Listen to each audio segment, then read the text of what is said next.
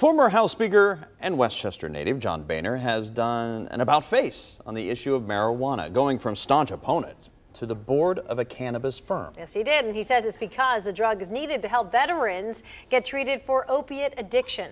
9 on your sides. Tom McKee says this comes as families turn to medical marijuana for relief. Tom? Well, very controversial issue, as we all know. Ohio is supposed to begin cultivating and distributing medical marijuana in September, but many question if that deadline is going to be met.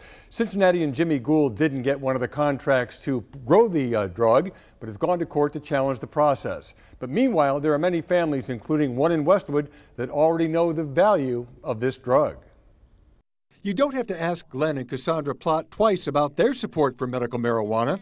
Their 26-year-old son, William, suffers from severe seizures and is now in a cannabis oil test program. When he first started, his appetite was increased, but that seems to have tapered off. And otherwise, it seems to be effective. Now the Platts are buoyed by news from former House Speaker John Boehner. He's changed his views on marijuana, evolving from unalterably opposed to joining the board of a cannabis business.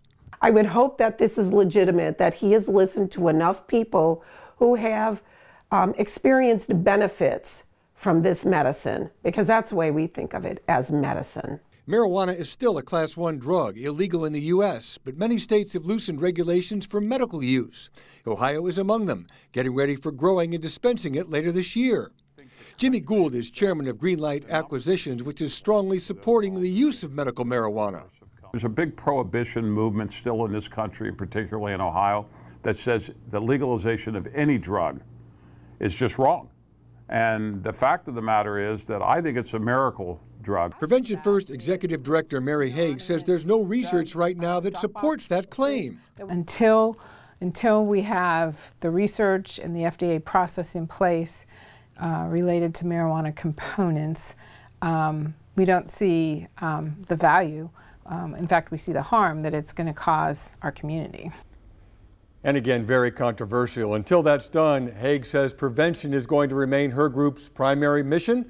Gould continues his challenge to the exclusion from the list of approved growers, and the Plotts will keep their son in that cannabis oil test program.